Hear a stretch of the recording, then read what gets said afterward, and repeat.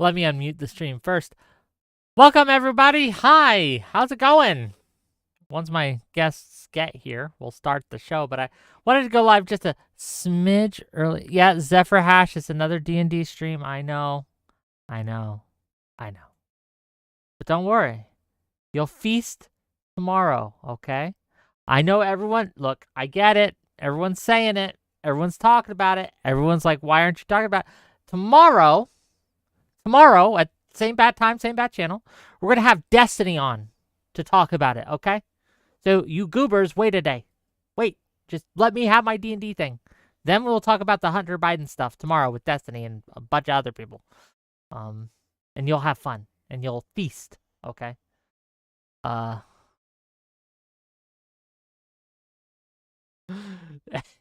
I just say, right? I want to personally thank. I want to give a personal thank you to Biden, okay? He's going to make me a ton of money tomorrow because of his pardon. I got mixed feelings on the pardon, mind you, right? We'll talk about that. But oh boy, am I going to make some dough, okay? It should be a fun show, should be good. But that's tomorrow. We'll talk about it, right? At least we get a crossover stream with Elon. Yeah, a little bit. Well, I mean, it's all interconnected, isn't it? At the end of the day. But yeah, we are going to be talking about the recent kerfuffle when Elon threatened, promised, what's the term we want to use here? To buy Hasbro, who owns the D&D, Dungeons and Dragons franchise, also Magic the Gathering franchise. And we're going to talk about the possible effects of that, how it's been received in the community, how it's been received by the culture at large, such as it is. And we'll get to it. We'll get into it. Multiculturalist James, you got D&D an hour? You want to hop in for an hour with us? I'm waiting on my guests. They're all late. So let me bug them. Give me a moment.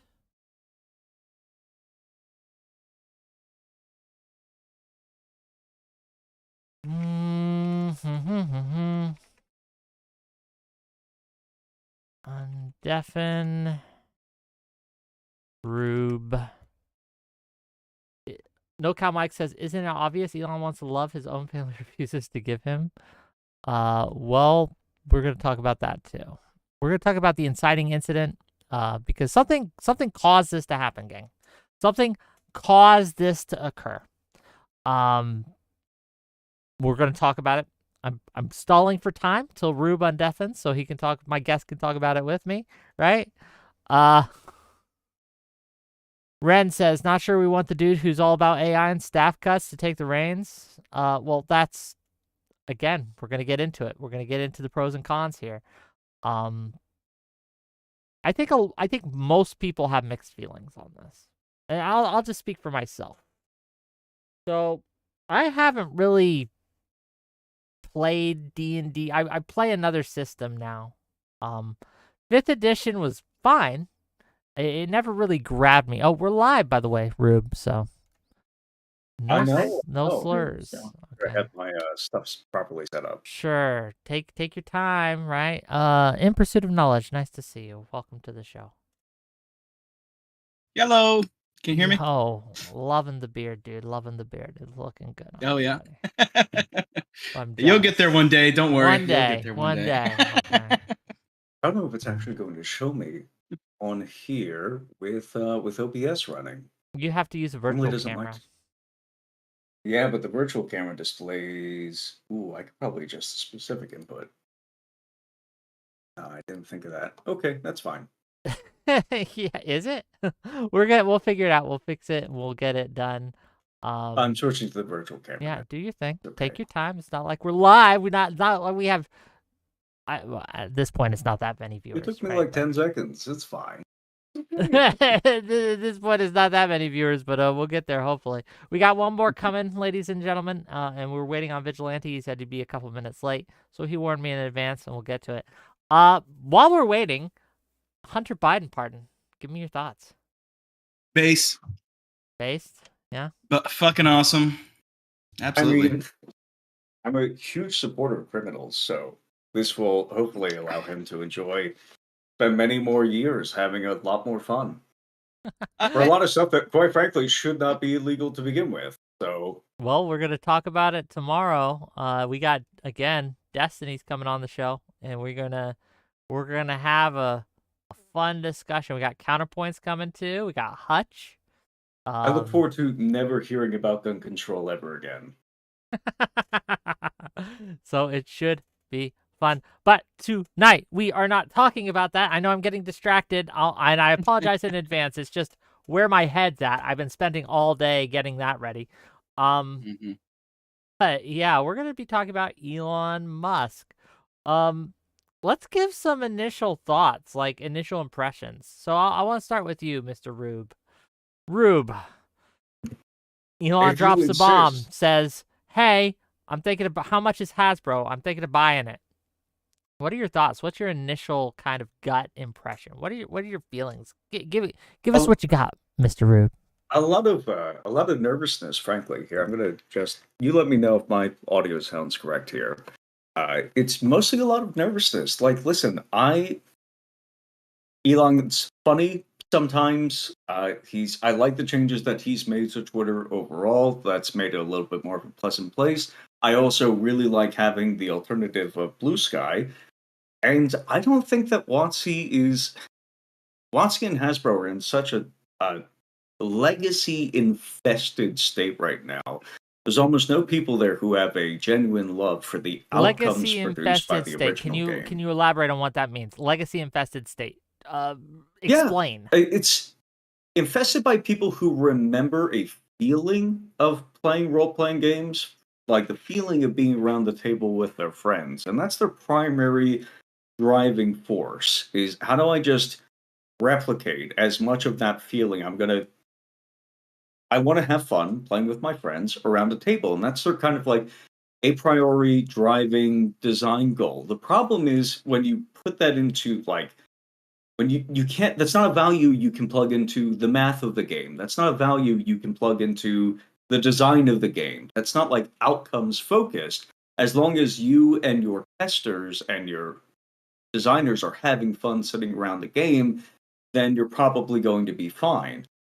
But that doesn't replicate outwards like the rest of the world. So you're running into a design problem there where you're not really you're so focused on, did I feel good at this particular moment sitting around the table with my friends, that your guiding North Star is shifting all of the time, and it's going to shift a lot for the people who buy your game. And that was a major problem with 5th edition to begin with. And you think Elon would fix that?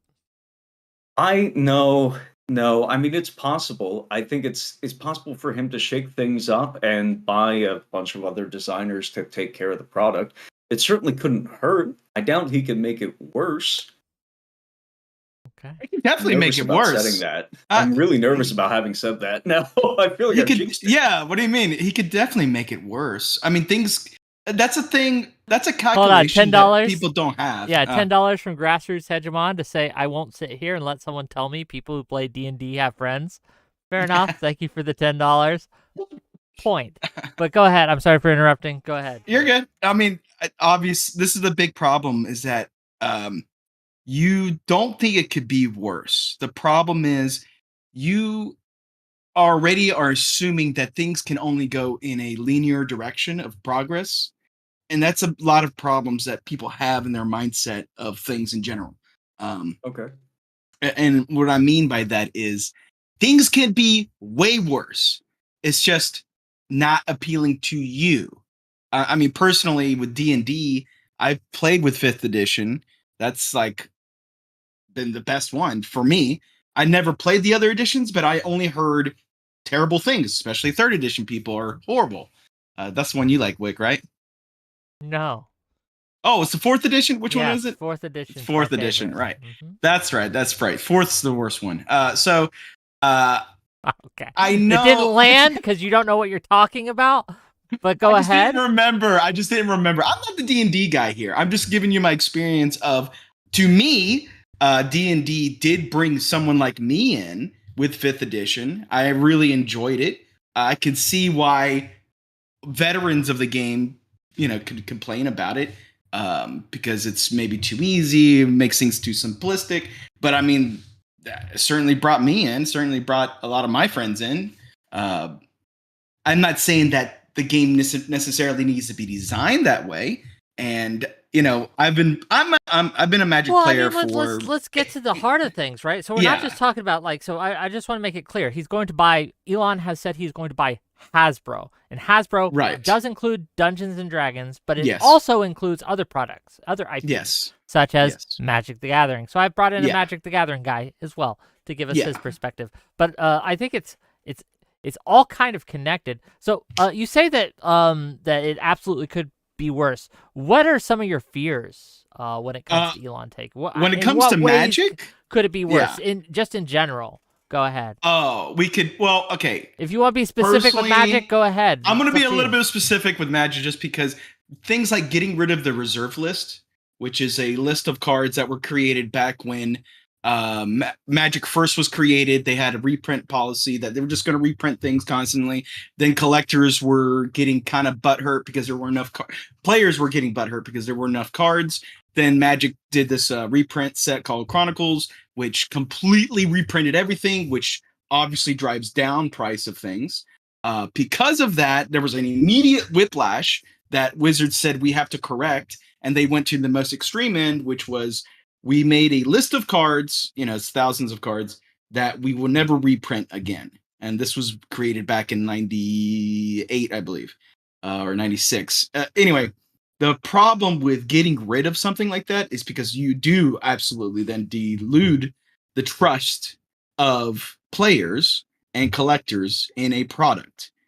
Someone like Elon Musk, and frankly, I am worried in general about a CEO coming in and just saying, we're going to eventually get rid of this. We're going to do it because of the lulls. We're going to do it because we need a profit margin share increase by blah, blah, blah. Let's take a minute here. Let's take a minute here because I think it bears on the subject at hand to talk about why Elon asked about Hasbro's buying price. Why he's a Elon? troll.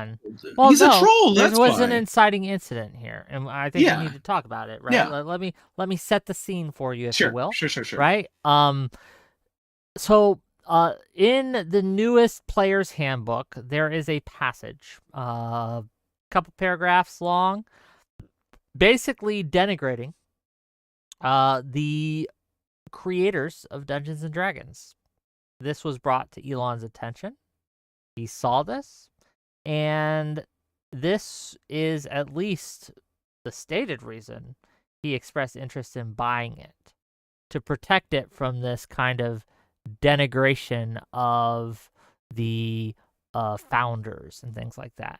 So, is that a good reason to fear Elon coming in? What are our thoughts on this particularly? Let's start with the paragraph, the passage. Does anyone have it up, or do I have to get it up?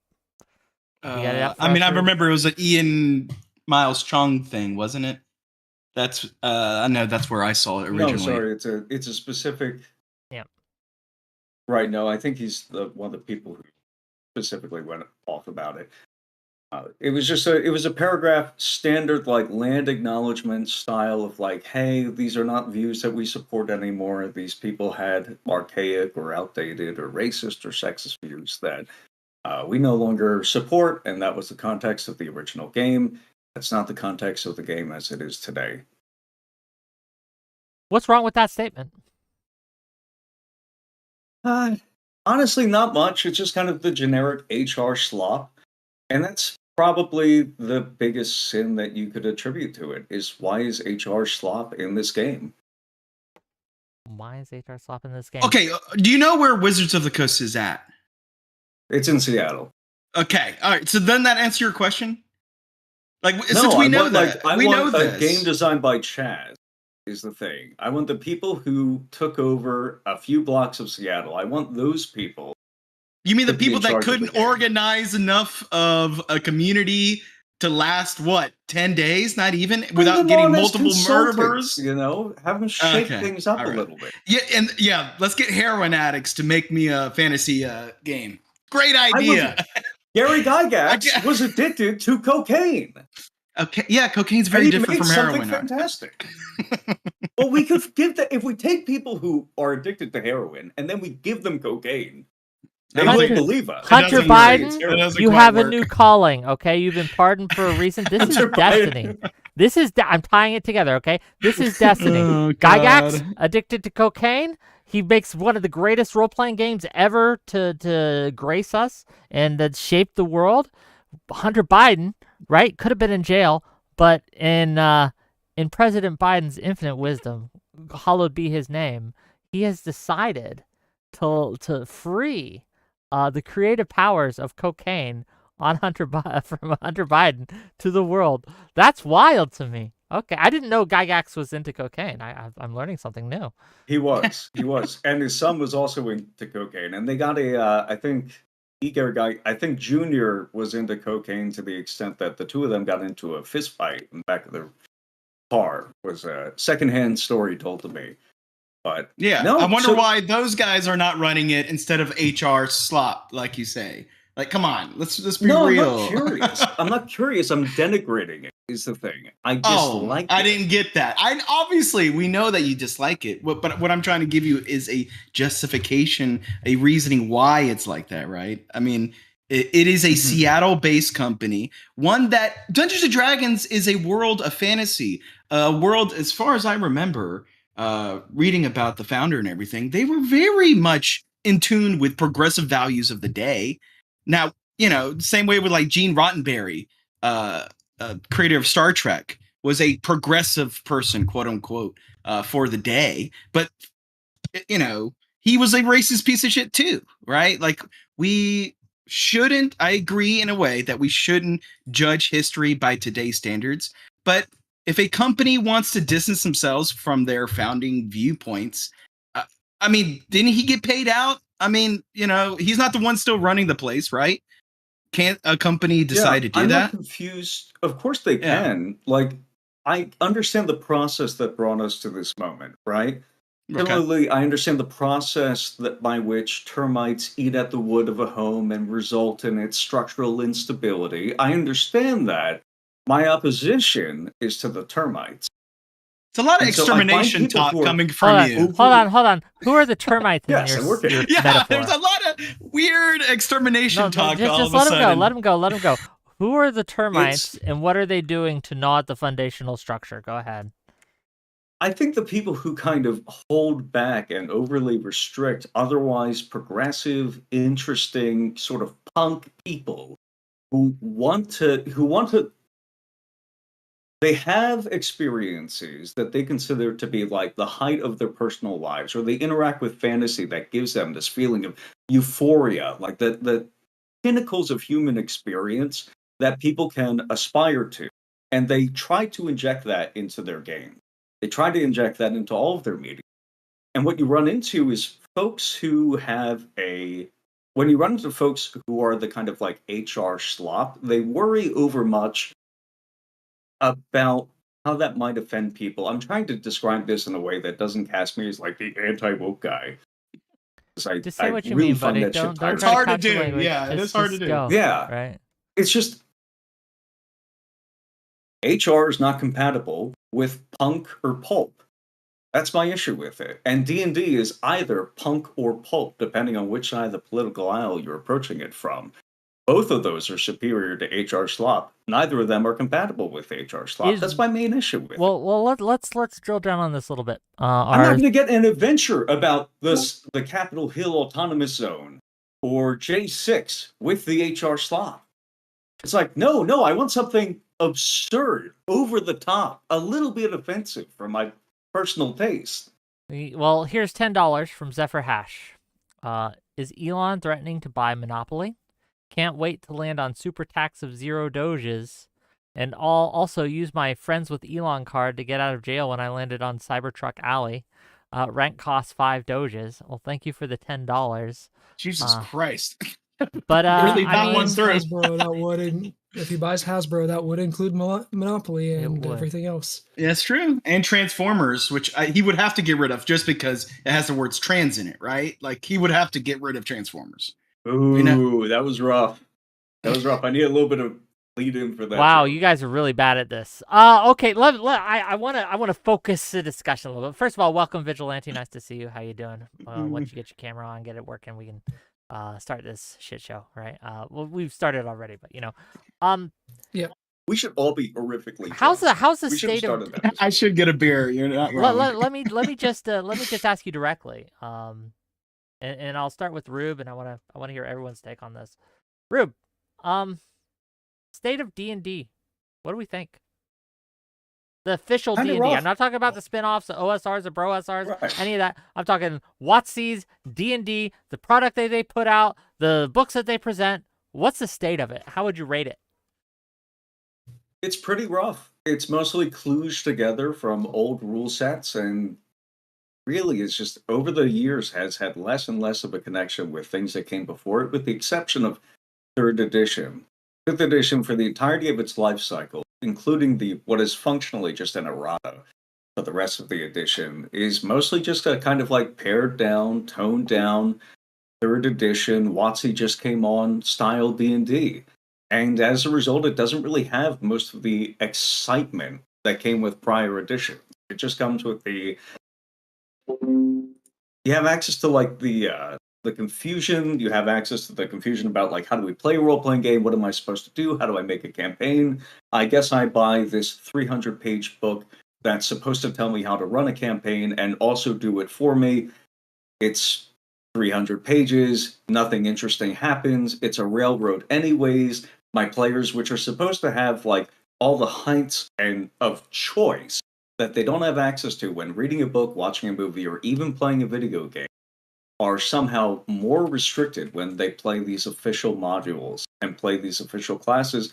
And the progression sucks. It's just like, it's a game with no advantages over any other entertainment media that you could choose, except for the fact that it lets you sit around. It gives you an excuse to gather a bunch of friends Okay. around a table once a week, which is pretty appealing. I love that. Fair enough. Okay, I want to hear everyone else's rating. Okay, we're gonna go to Vigilante. State of D&D. What do we think? How's it looking? I would largely agree with what he said. I would also add on that they also kind of gutted a lot of the mythology behind a lot of it, just because of fucking woke bullshit. And that's ironic coming from me, a leftist. But yeah, they gutted like a lot of different mythology stuff. I know they changed like how the mythology behind goblins and a bunch of other shit. Not to mention the fact that they've kind of been abusing copyright with a lot of creators and shit, not just with D&D, but also with Magic and some of their other properties as well. Fair enough. Okay. In Pursuit of Knowledge. With Magic, the state of Magic is fantastic right now. Okay. This is coming from a player I've been playing from like 2008 to 2006. Anyway, I've been playing for a long time. I was about to quit Magic because of Standard was just so expensive. Back then it was incredibly difficult to play the game, but there was a huge demand for it because the card shop was completely packed. I was the only card shop within, several miles. But now in the world of Magic, it is so much easier to find games. There's so many more formats. You can play digitally cheaply, and you can play in paper very cheaply. And you can sit down and find any play group if you take 5 minutes to find. If you're willing to go over your social anxiety because you can't make a phone call and actually go meet people, Magic is fantastic. There are problems. Sure. There are problems. I won't lie. Obviously, there are going to be problems. Everything's not going to be gold, sunshine and rainbows. Biggest issue being something like Magic 30, I thought was a absolute disgrace, where they reprinted as tokens, Black Lotus and all those reserve list cards that I was talking about earlier, and they went for an exorbitant high price because collectors are fucking disgusting people. That must have their shit. I don't know why my phone's going off like crazy. Anyway, so, and also I think I think Vigilante brought it up. And other people have said the Fortnite-fication of Magic, where I attack with SpongeBob into your Captain America, and I block with Starlight's shield or some bullshit. Yes, I agree. It's kind of gross that there's so many IPs with the Secret Lair product. But if we get more Magic players in general, that is a good thing. Is it? Does it? Yeah. Does it? Look, I'm not a gatekeeper like you are, Wick. I know you want to gatekeep your I'm hobbies. asking your opinion. I understand. I understand you want to gatekeep. It's fine. We can fight later. I don't mind gatekeeping. I think I don't mind having people change things. I don't think gatekeeping is a good thing.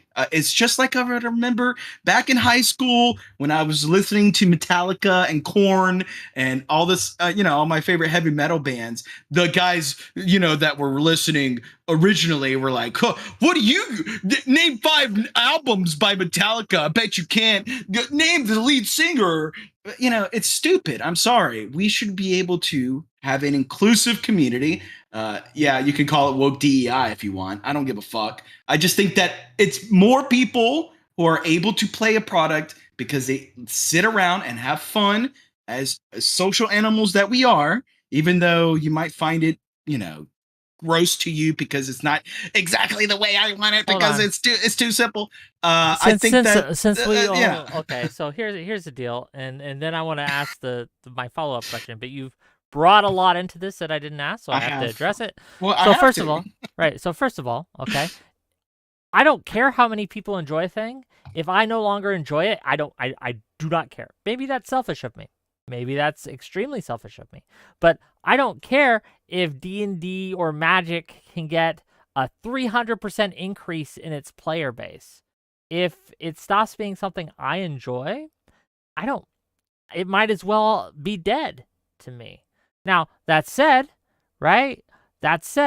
I'm curious if that's what's actually happening. Let's go back to the subject at hand, which is Elon Musk buying it.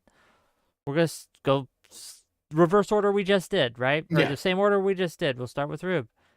Elon Musk buys the system, okay? He buys Hasbro. Now, again, Lex Friedman watches my show. He's buddies with Elon. You could actually influence him right now. What would you say should Elon's first thing be when he gets a hold of D&D? What is the one change that you would like him to hire me specifically? Hire you specifically. That's James Streisand. You can follow me at Ash Creativity, also Gelatinous Rube. I'll put out whatever email you need. I'll do it remotely. I'll do it for free. I will drive to Seattle every morning. I didn't know. That's fine. Wait, this was an X-rated stream. The amount of fucking cock guggling you're doing right now. God damn. Like the Destiny video all over again. Listen, waking up. Wake and I had a discussion beforehand about I had to be careful on here because there were certain things that I was going to go after people for encouraging Elon to buy it. We'll get to that later, I promise you. But the first step really is, my first recommendation to him is God, don't touch the stuff that is a closed functional system. Such as? Right? Magic the Gathering. If he did touch Magic, I absolutely see somebody getting in his ear and saying, listen, there's all these problems, all these woke people are ruining these cards that I really did and that I prefer to use that aren't strong enough. Please unbalance the rest of the game so that my personal collection is now more valuable and more useful in the game. I totally see that happening. The stuff that's not like a closed functional system, things like D&D, the lack of explosions in Transformers movies, okay, Elon got those from the inside out. right? And put in people who seem like they know what they're doing. I So don't think that you basically, could fire actually those who work there now and get new people. Is that long and Sure, for short? the most part. I mean, there's a lot of good people who were involved with the new system. A lot of freelancers who I know who were involved in the recent additions to the fifth edition system, or the rewrite, the 2024 Player's Handbook, or redo of fifth edition. A lot of good designers in there. I really like those designers when they're not being hamstrung by a bunch of corporate managers. I think that the designers who were in charge prior to that were in that system because they were compatible with corporate management systems and corporate manager structures. They could put out slop reliably on time for the most part, and they still struggled with that in fifth edition. I want those people out. But a lot of the new people who just came in, it's like, shoot, bring them on. And Fair enough. they're not like my political identical clones Get or rid of whatever. get rid of the corporatization is basically what I'm saying. I'm trying to Yeah. get this down to the core, right, of what you're wanting and asking. Fair enough. Yeah, got it. And it's not because I think corporatism is the only thing that keeps people from being good designers. I think good designers are basically born, and that's about it. But get rid of the people who prevent good designers from getting in there. And that's the modern corporate structure of WOTC. Vigilante, same question to you. Elon buys up Dungeons and Dragons. What first of all, do you think he'll make the system better, worse, no change? What do you think will happen? It depends on the approach that he does. If he were to like reopen it up and like encourage more homebrewing and more open sourcing and stuff like that, like it used to be a couple years ago before Hasbro did the fucking crackdown on copyright shit, I think he could potentially make it better. Which that's assuming he takes a similar approach with what he did with Twitter. Now, granted, I don't like what he did with Twitter, but I'm applying it in where in this situation it would actually be mostly a good thing. If he just like gets rid of everything that he thinks is even remotely woke and just like tears the fucking everything apart, because like Transformers and D&D and Magic, it all has a bunch of different things that a lot of different people consider fucking woke. He's gonna end up gutting a lot of shit, which would obviously ruin it. Obviously ruin it if you gutted a lot of shit. Interesting. You guys are like, so one of the complaints I'm getting from chat, and one of the complaints I'm actually chat is usually lessers and I ignore them, but in this case they have a point. You guys are being very vague, right? Especially you think I'm being vague? Hold on, let me finish. especially Rube. Corporatization. What does that even fucking mean? Like, you gotta give us specific examples of where Hasbro has fucked up. At least Vigilante gave us the copyright shit. Okay. Give us a specific example of what you mean by corporatization and HR slop. What is an example in the game right now that you consider HR slop? Throw Crawford out on his ass. I think he's a terrible designer. I think he brings nothing to the game. What has he designed that makes it terrible? His contributions to the game. I heard the prompt. Okay. Now I will fulfill. Crawford has primarily contributed to the game different styles of elves. That's all he brings to the game. We have come across a new biome. We're going to set a new game or a new campaign setting in a new biome, and I have developed a new species of elves to represent that biome. I think it's representative of how these people. He's not considering, how do I include warfare in the game? How do I include bastions of the game, which have finally been added to 5th edition? They were not added prior, and previously this was the work of third-party creators who had to bring just more modes of play to the game. How do I add exploration to the game? He's not thinking in that fashion.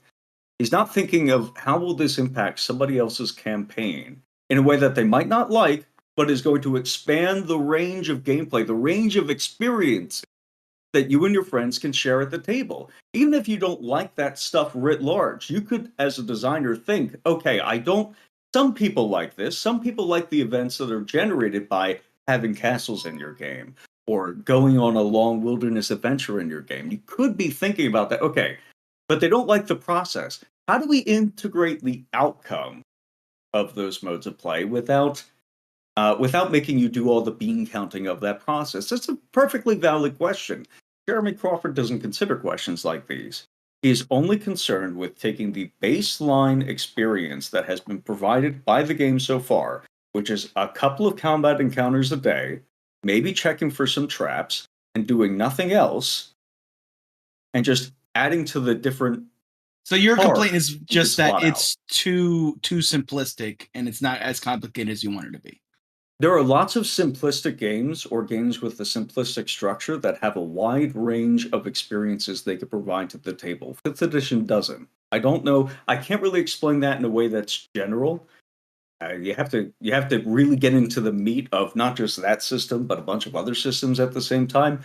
My problem is this person doesn't add anything to the game. There are no risks being taken in that company. That's what I mean by corporatization. When's the last time you got a product that made you think about something new you could do with your friends? That might be a little bit too spicy for the table. 10 pounds from Rizius.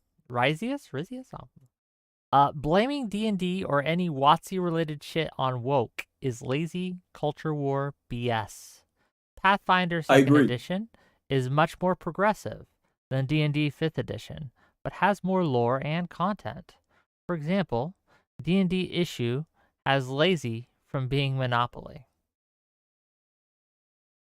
Will Elon fix that, though? I don't know if he will, right? And I don't know if he'll fix your specific claim here, right? Like, because I want to remind people what we're here to talk about today is Elon buying this stuff. Yeah, why? Okay, Go ahead. What do we... Can someone point me to something that Elon has gone into and made better? Because so far what I've seen of Elon Musk was that he started off as the PayPal guy that then became the Tesla guy, the electric car guy, that became the Musk drive, and he became a Star Trek, he was on Star Trek essentially, like as the visionary of our day today, and that one day he's going to be in Star Trek Future, that woke DI show. And then now he bought Twitter with Saudi money. He's ran that fucking into the ground. It's this disgusting hellscape Nazi hellhole now. He's brought more competitors with Blue Sky into the picture, where we don't want to deal with the fucking Nazis anymore. And he's a billionaire that is promoting Dogecoin and all this meme coin stuff. It's a joke. I don't understand why we think that Elon is like some John Galt, like some libertarian dream icon. Thank God he's here. He's here. He's going to save everything. Please, Elon, please get us away from the woke culture. It's a joke. Are we serious? You brought up the only thing that I'm really interested in here, which is, okay, he got into Twitter. I think that there were some positive changes made to Twitter. It's a lot more transparent. Let's talk about decision making. But Blue Sky exists now. That's really exciting to me. I love Blue Sky. I love being on Blue Sky. I'm happy that Elon did what he did. We're going to bring Elon into Hasbro so that Pathfinder can be a better product. Is that what you're saying? What part of gut was confusing to you people? Again, you just said that Blue Sky is a better product, right? Yeah. Didn't you just say, and they're bringing competition? Why would we want someone to take over a company of a game that we love, and then so that they can gut it and for us to play a different game? What are you talking about? Because I love the game less I don't over want time. him to come in.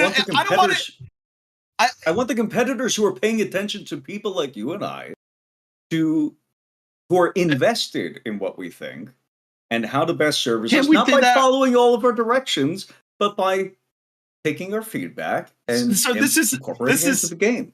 This is essentially a accelerationist talking point, basically. It's like when communists go, I want Trump to win so that it can all burn down, and that way communism will be here. That's essentially what you're saying. Like, are we serious? No, we don't want, I don't want the game that I do love to play, and I've spent way too much money on D&D, to do it. Right? We're agreed here. We do not want anti-woke D&D. We don't want like we don't want like the Babylon Bee in charge of Dungeons and Dragons. But in what world do you think that someone that has done what has been done to Twitter, in what world would that same person not do exactly what you're saying to D&D? I don't think he would touch Magic, but yeah. I'm hoping he wouldn't touch Magic because again, that's a closed system. It works really well. I agree. I think that there's still some of the original creators alive. Very few of them. Rob Kuntz is one of them. David Wesley, who created the original Bronstein, is still alive. I think that if these people were brought on as consultants or brought into the design, even again, not necessarily project leads or project managers, they're old. If they were brought on as consultants, I think that would shape the freelancers and new designers who were brought on. I think that's what I want them to change, is just the shape. If you get a few people in there who are more invested in the product as a game rather than as an engine for selling more movies and selling microtransactions online, I think that slight shift will allow designers who are more creative to join the company, and some of the people who are already there to be more creative. What's his name? Justice Armin, who I think is the current lead developer on the game. That guy he's got so much to his name, to his history. He's worked on so many third-party products.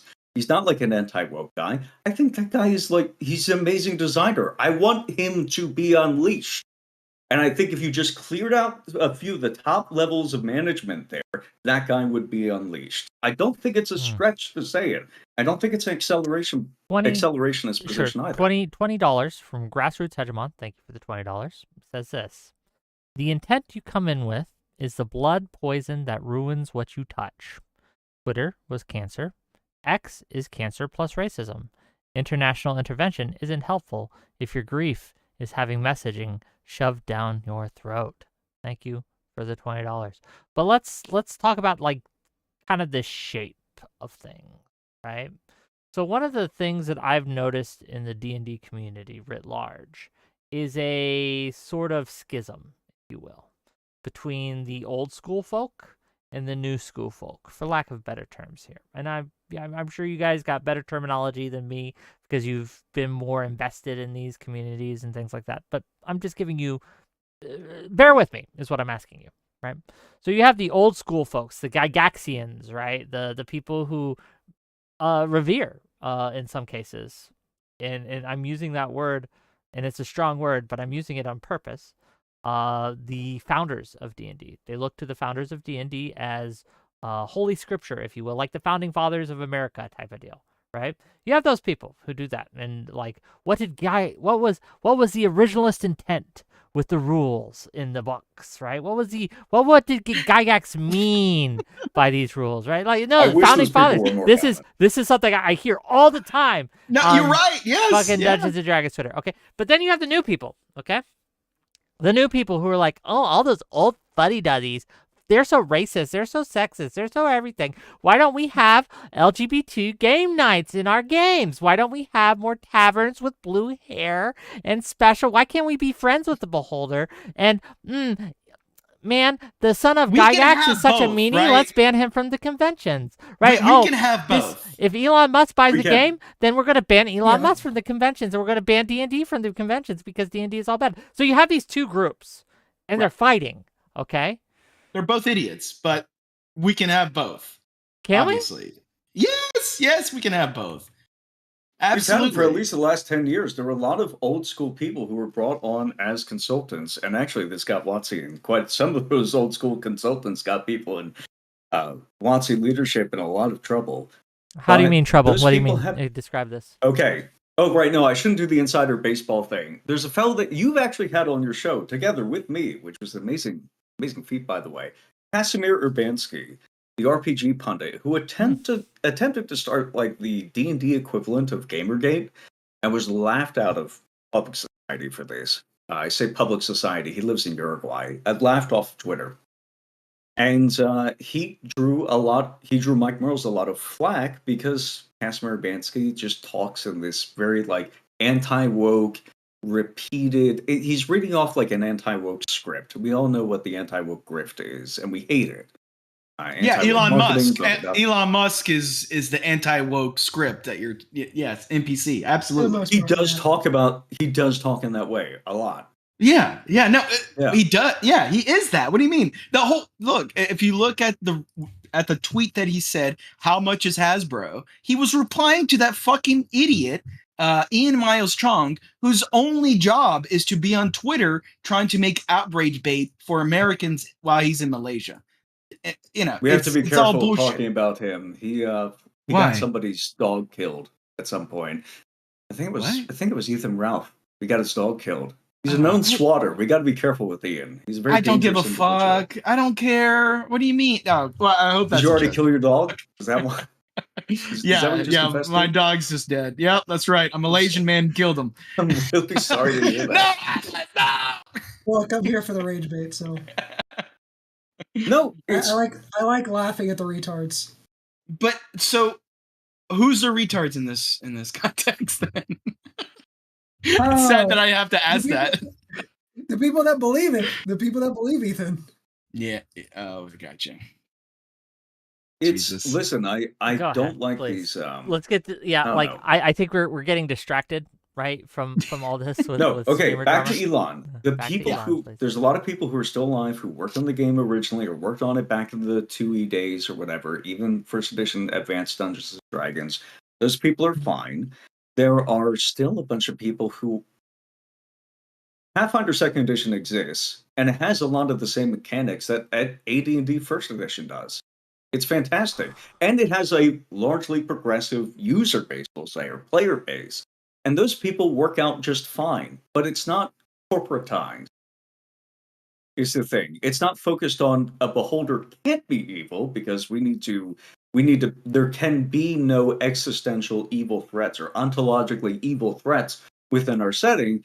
No, they're not. Pathfinder Second Edition isn't dealing with that. Games like Lancer are not dealing with that. Published by Massive Press, the most progressive people that you could possibly imagine in a game company. Half of them are admitted communists, practically, and literally, and their game is based off it. And they created something wonderful. I'm not a political clone of these people. They created something wonderful. And people who are not within their political sphere, have almost no political overlap with them, still enjoy the game because it's not about. I don't know. There's no sensation. There's no sensation that they're being watched over by school moms who will get upset if they do something out of the ordinary. Okay, here's $10 from Ren. You're gonna love this one. Ren says, and thank you for the $10. Says, hey Wick, I appreciate the panel, but it doesn't seem like your panelists have actually read the DMG or PHB. That's Dungeon Master's Guide and Player's Handbook for those of you who are acronym averse. Oh, thank God! I wouldn't know what it is. It didn't tell me. Seems like some pretty uninformed takes and an incredible lack of specifics. Love you, kid. Well, thank you. Ren, we got room if you want to jump in and school these fools. Bring them all. I need all to know. means. I need to know what he means by specifics at this point. What Jump doesn't make backstage and we'll We're pull you talking in. about But $20 more. Let me make a little more money. Okay. $20 more from Grassroots Hegemon. I came a very late comer in the D&D game and never felt like woke stuff had come in and stolen something from me or whatever. But I'm a pretty conservative guy. It just doesn't intersect with the game for me. So what would you say to those people? And I'm just curious, because I know a couple of you are pretty left. I have no idea of what you are, Rube. But a lot of people, a lot of conservative people, a lot of people who are more centrist would tell me, there are issues that they have with D&D because it has become toxic to their styles. They feel at least that they can't explore concepts of good and evil because they'll be called racist. They keep getting directed to things like orcs are black people and orcs are racist coded for black people and things like that. What would you say to that? What would you say to this person? Go ahead. So when we talk about like actual mythology speaking, like there are actual racist undertones to certain uh racial stereotypes like orcs that Oh shit! it was actually a slur at some point for black people. There are certain types of goblins that Jews used to be referred to. So like there I understand where the concerns for these things are, but when you're dealing with fantasy media, unfortunately, like we use a lot of mythology and fantasy, specifically this type of fantasy. So like the racism behind it, like I understand why people have a problem with it, but it's not used like that anymore.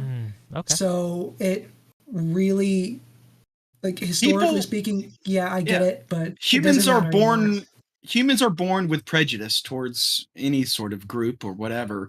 Why would we be surprised that there is prejudiced undertones in a fantasy game?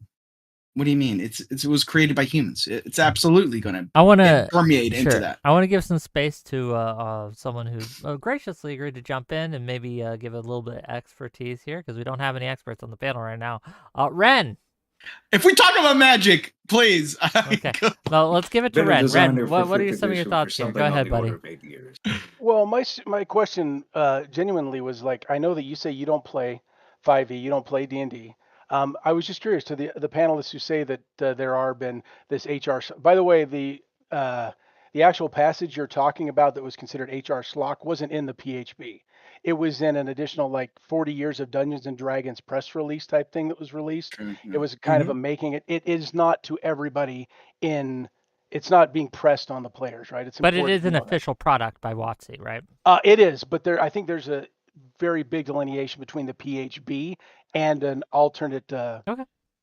thing like that. I would just be curious how many of the panelists actually have read the DMG. I don't mean, or the DMG and PHP. I don't mean cover to cover, but how much of the new versions have you read?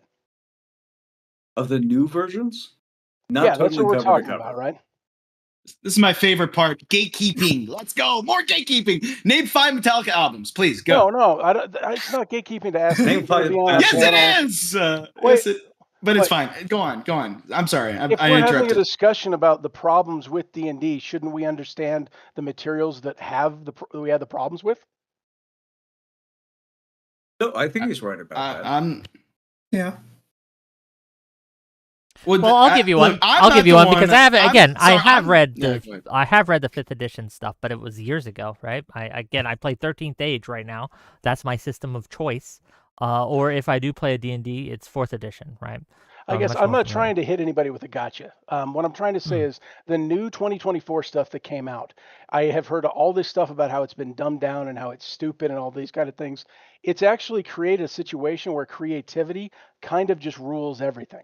You can choose whatever you want to play, however you want to play it, and it actually says in both the DMG and the player's handbook about that kind of Is that good homebrewing though thing. It for a encourages it. game? Absolutely. Why? What do you mean the Absolutely. creativity?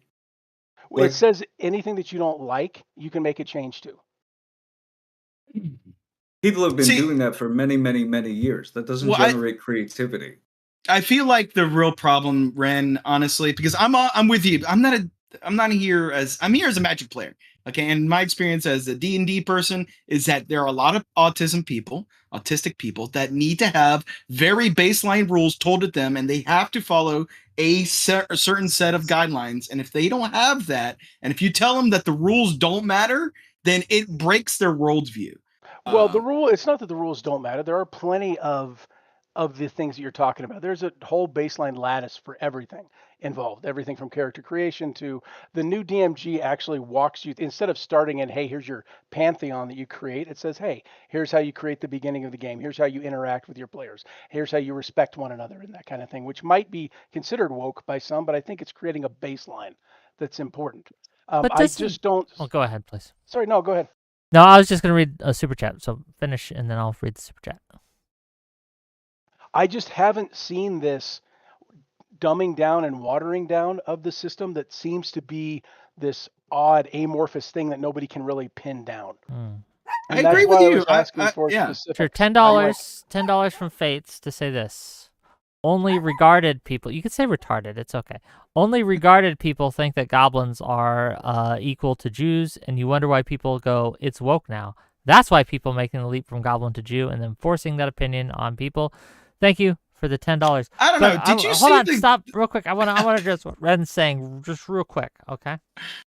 Because I understand what you mean about kind of like the rule zeros, basically, kind of what you're talking about, at least as I understand it, where if you don't like a rule, you can change it, and you are above the rules in a big way, and that if something doesn't work for your table, you can adjust it accordingly. But the question becomes, it becomes almost like a ship of Theseus problem, right? How many rules, official rules, can you change before it's no longer Dungeons and Dragons, right? Like, there has to be a point. There has to be a point where if you change enough rules, then it's no longer Dungeons and Dragons. Am I wrong? Completely disagree. I completely disagree. Yeah. Really? I think you are wrong. Look, if we want to, okay, the very basic point of Dungeons and Dragons shouldn't be changed, which is humans sitting around a table pretending to be not them. If you can do that's you can all you literally think the core is to Dungeons and that's Dragons? just like Magic the Gathering is a game it's a card game that you're able to put, and then you could do anything with it. Absolutely. You absolutely could do that. I could sit down and I could play solitaire. That's obviously not Magic the Gathering, and it would be silly of me to try to say it was Magic the Gathering, even though they're both card games. We could call it whatever we want. That's my whole point. It doesn't matter. The name doesn't matter. It's important in a small sense of identity. I understand that's very important to you, Wick. But if we really talk about it in like a real philosophy, like a big idea way, I can't make words. It doesn't matter. It really doesn't. If you really want to narrow it down, because this goes back to the question of what's a chair, right? You can make it to be whatever you want it to be. That's the truth. And there is truth in that. Can we not agree on that? Your mom is okay. in a I get his chair. point. He's pointing to like a core experience that he's looking at for D&D, and he's assuming that it's a little bit more amorphous than something like the core gameplay loop or core experience of something like Monopoly or Risk or whatever have you, or maybe even Magic the Gathering. Like I get that, and I do agree actually.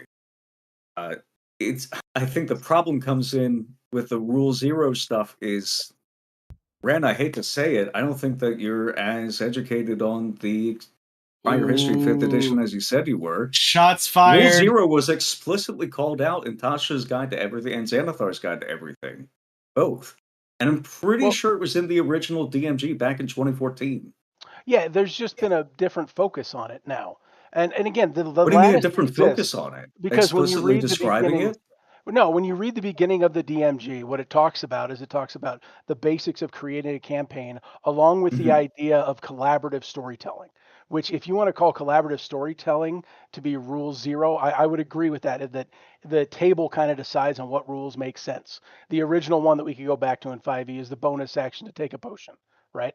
As somebody who's played all the editions from 2nd edition on, I can say that the 5e situation where it is now is the one that presents me and my group with the best lattice and scaffolding to create a world and a game and an experience, but while also giving us the flexibility to change it into things that we enjoy and to use flexibility that we think makes sense. Okay, first of all, Zedway, thank you for the 5 gift subs on Twitch. Okay. Really appreciate you, brother. Is he playing D&D right now? No, obviously. Okay, so I want to really dig in on this because you're fucking stupid. Table like, pretending to be something? Look, you're fucking stupid. Like this idea. Oh my god. No, it's fucking stupid. If you think that good the thing only stupid thing that means makes smart in my D&D is people who sit around the table and pretend to be something, That is then the you do baseline. not understand Absolutely. what Dungeons and Dragons Absolutely. is. If you think Magic the Gathering is just playing It's a just card an IP game, name. It is just an IP name. That is no, just there Magic are the Gathering is just an IP mechanical name. loops within these games that If we go make back to the your game stupid what thesis, it is. I don't For disagree with you. Dungeons But and let's go back to your Dragons, let's the go back core to the stupid experience Theseus. of Dungeons and Dragons I'm is gonna go back creating a to character on which you go on an adventure. Pretending to be somebody. You gain loot, items, or whatever experience, bullshit. etc., and you use that to go on more adventures. It's a loop, right? And I understand that, but to gain going back power to and your things. Ship of That's Theseus very experience. specific. And if If you you change change a those rule, things, you change if you change the a game. role, then you It's no change longer the D&D. When it went from first edition to second edition, so someone like you would argue, using your own logic, that is not D&D anymore. First edition, the original game, the baseline, every set of rule, every set principle that they had is the only thing that makes a D&D. And that you go to a second edition where you change a couple of rules, then it's not D&D anymore. If I could say that to you if I use your logic. No, My you couldn't. point. Absolutely. How did I just did. Hold on. You don't know enough about first of all, you don't know enough about the differences between first edition and second edition to make this I don't argument. need to know that. I don't yes, need you to do, know that. because No, you I need don't. to know, did the core gameplay loop between change between first edition and second edition, and in what ways did it change? You don't know. You have no idea. It doesn't matter. Yes, it does. The basic point of D&D, is to sit down with a group of people. Actually, it doesn't even matter if you sit. You can stand up and play with other humans, role playing as something else. Any rule set around it, I can package it in any way and still call it D&D. Yes or no, Wick? Yes or no? Yes or no? Do you understand that there are a wealth of systems out there that are not D&D, which involve sitting around a table playing a game together? You could call it a role-playing game, right? A TTRPG. Right. I understand that. You can play a role-playing game, but there are so many different systems that are not D&D. There are things about the system in D&D which differentiates itself from these other systems, such that it is a unique experience and a unique thing that is fundamentally different from these other systems. Into a point that I agree with, which is very important, which is that D&D actually has just kind of become a brand name. Yes, it's like Kleenex. 5, 6, yes. If you take up all the different editions that have been released, most of them have very little in common with one another. Second edition is a very different game from third edition, which is a very different game from fourth edition. The ones that have the most in common with one another are going to be like 3, 3.5, fifth edition. Those are very close in gameplay experience, whereas fourth is pretty far away. AD&D is pretty far away. Second edition is far away from... second edition is probably a little bit closer to, for instance, like Basic Expert or Multi or whatever. There's a lot of... It has been treated as just a brand name. Yes. So the uniqueness of the experience is no longer a focus for D&D specifically, whereas Pathfinder 2nd Edition is a distinct game with a core loop that's been preserved between like the Pathfinder 2nd Edition and the recent remaster that they did. And that's not true of Dungeons and Dragons. So I get that. And so at that point where none of it matters anymore when it comes to D&D, we start from the assumption that none of it matters when it comes to D&D. What do we want to do? I think the problem is every group of designers from third edition onwards, at the very least, and probably second edition onwards, has had, I think, that same opinion. And so it leads to worse experiences for people around the table. Would Elon make that better? Everybody wants that core of like enjoy time around the table.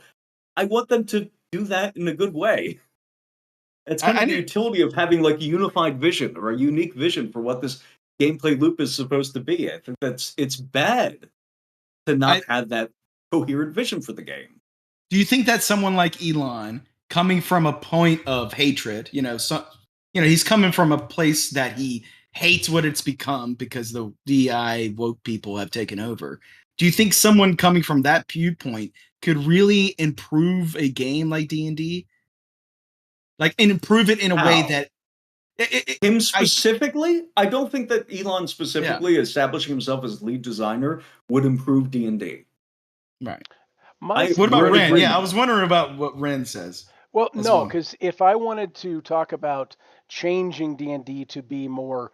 If you're kind of going into an old school vibe here, it wouldn't be the dude who really likes AI and likes cutting staff. That's not where I would go, because one of the most amazing things, if you've seen the new books, is the art. It's all ridiculous. And when there was a discussion about any of it being AI generated, everybody threw a justifiable fit. So the idea that the Yeah. guy who likes cutting staff and enjoys using AI to make things simpler is going to have any positive effects is crazy to me. Cutting staff, yes. AI, no. So AI you would be possibly. okay with AI Cutting art staff, throughout absolutely. the PHB and the DMG. You'd be okay with AI art. I just said AI, no. Okay, I misunderstood. So you'd be okay with cutting jobs then? Oh, yes.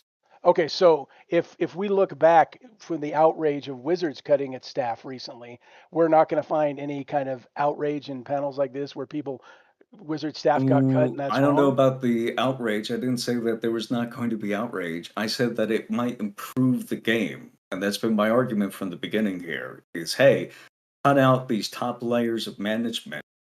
Maybe go to the middle management as well. Just get these people out because I think they're hamstringing the creativity of authentic, real designers that some of whom are actually in the company right now Okay, that's a and turn those terrific people point. loose. But where do you get that? Like where do you get that feeling? Because I've never read anything about that.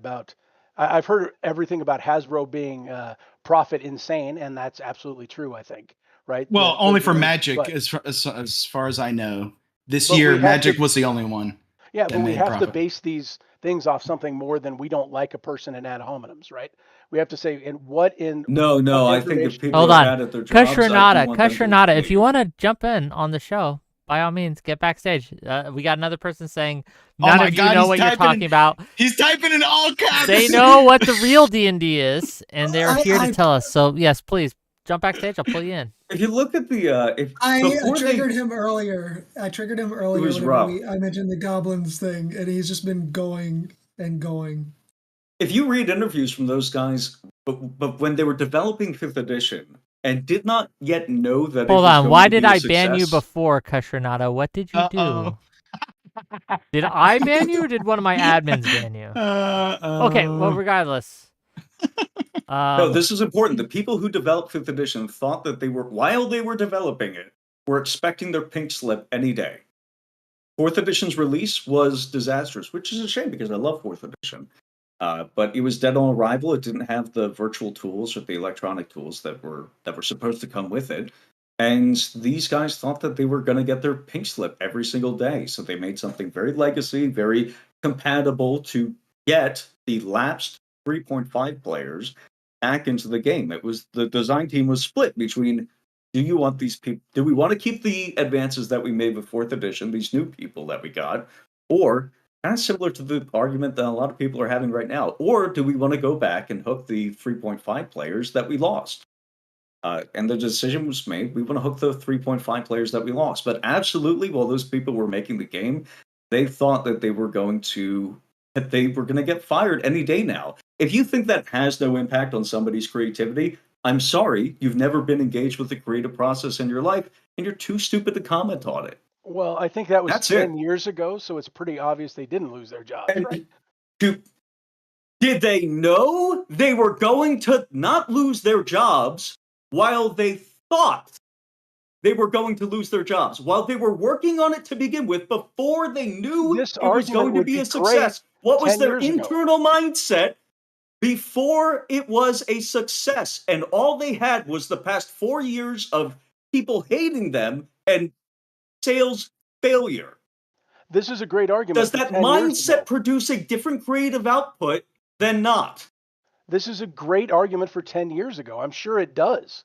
But they've had the jobs for 10 years, so it's obvious that they weren't about to lose their jobs. So are we saying that 10 years ago their fear hasn't What do you subsided mean over it's this past obvious? No, decade? they didn't lose their job.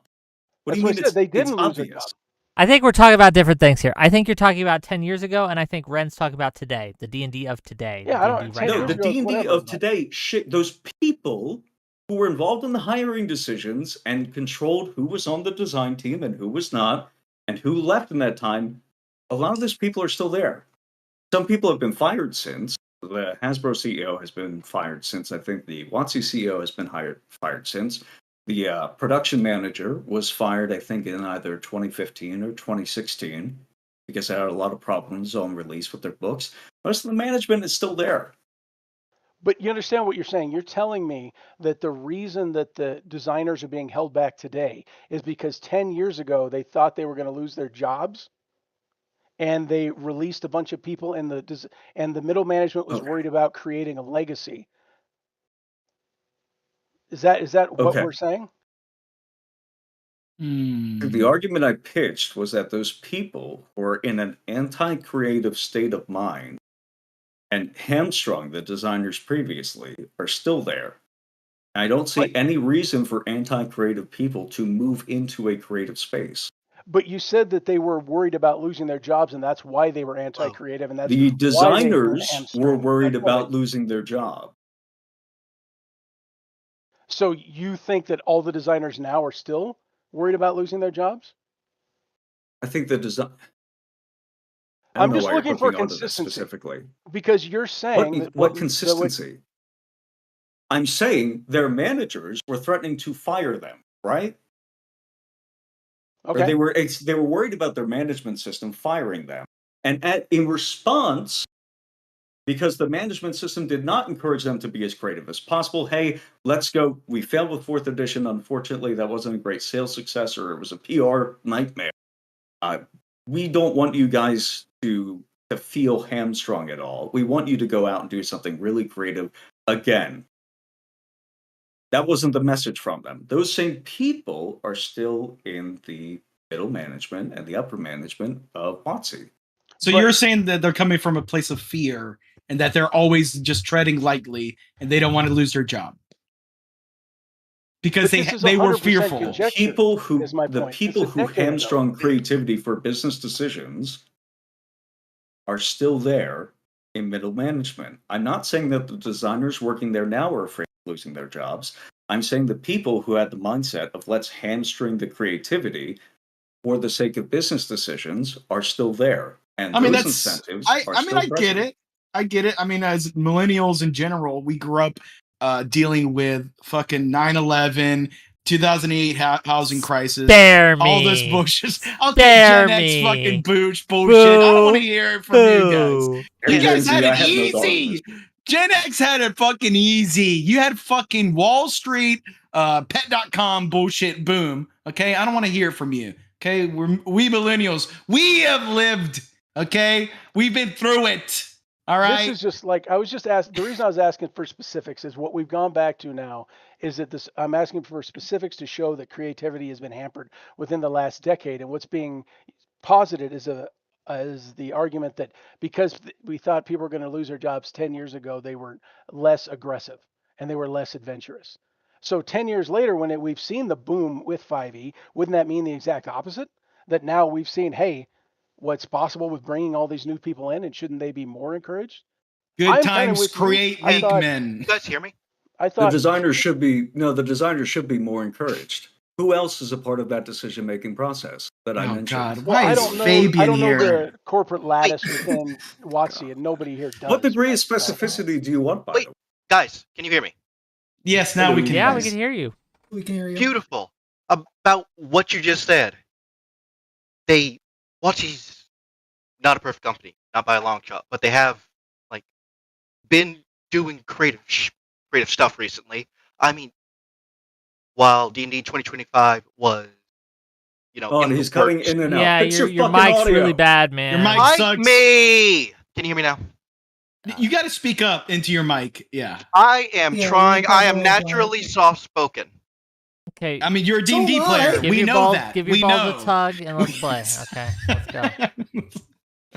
For D&D 2025, WOTC let players playtest all the different versions of the classes for the better part of a year, and while doing that, what they did was they would put out the classes, players would play them, try them, then fill out a form to do feedback, and then they'd release another version a little bit later, and cumulatively, through all this, we got the current D&D 2025 classes, which is, I think, all of them are a straight up improvement on what we had before.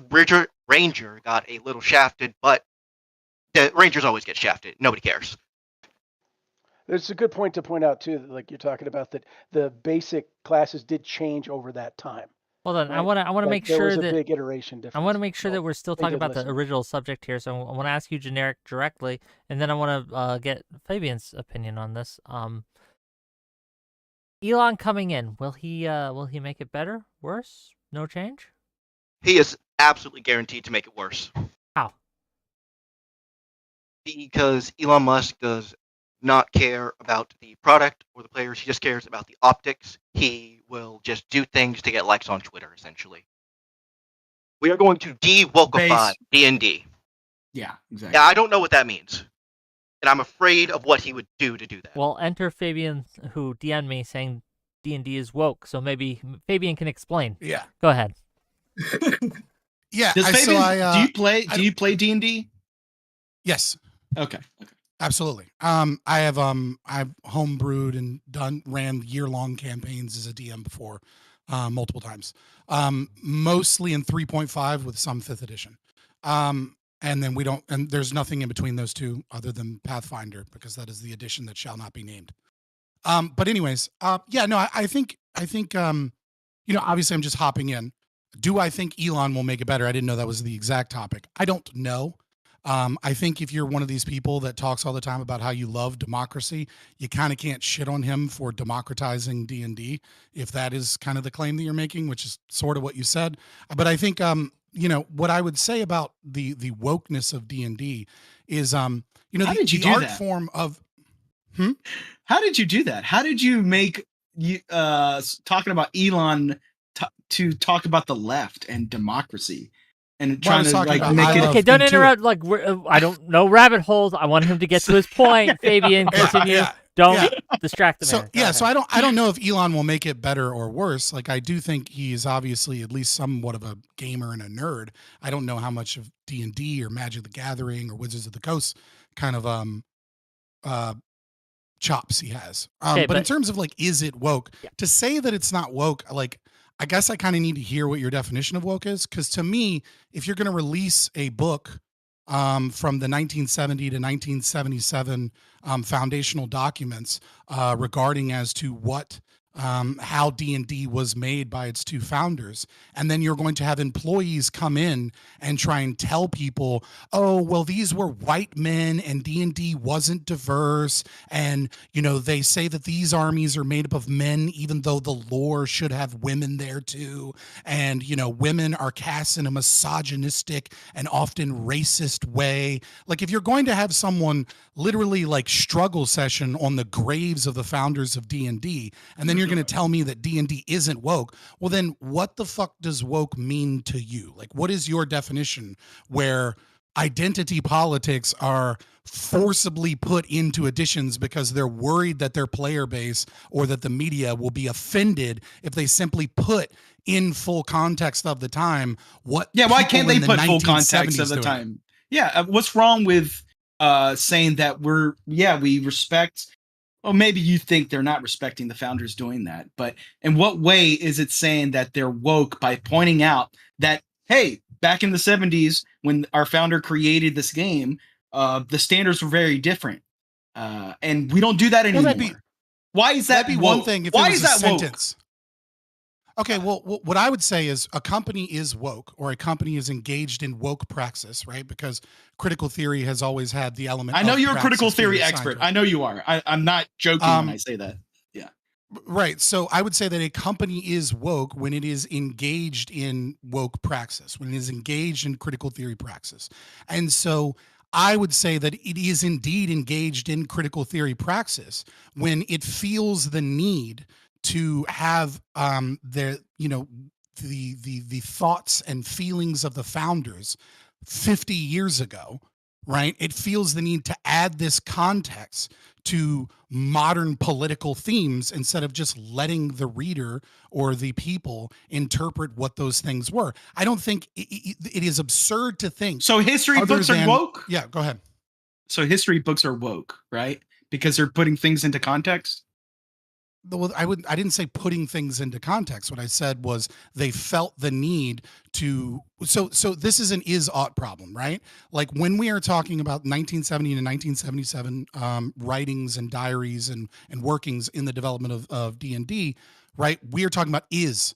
It's historical. This is what the history is, right? So again, engaged in what something is, or engaging in some lens of analysis of what it was, is not by definition woke, because A, it's not engaged in critical theory praxis. It's just engaged in some reference, right? A structural functionalist that is critiquing, history obviously wouldn't be woke, because that's not a woke ideology. Can I It's just not the same thing as an ought. can I just try to direct this a little bit, because I something a little more we can crunch into as players of the game.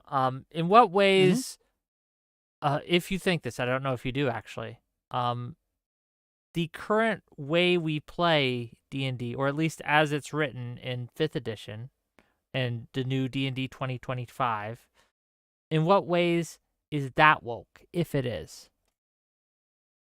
I don't think it's woke, because I mean the first page of the Dungeon Master's Guide is basically telling you like, hey, this is a guideline for what we think works, right? Like it is up to the DM, it is up to your group of friends to tailor the lore, the universe as you want. Like it's not a video game that's on rails. So sure, if we're talking about like Sword Coast Adventures, right? Like leagues that they're doing in shops that are run and have to be lore accurate, and you can't use unearthed arcana, and you can't homebrew things, then like sure, some of the lore in that perspective, such as how orcs have changed over time, you could say has like some element of woke praxis in it.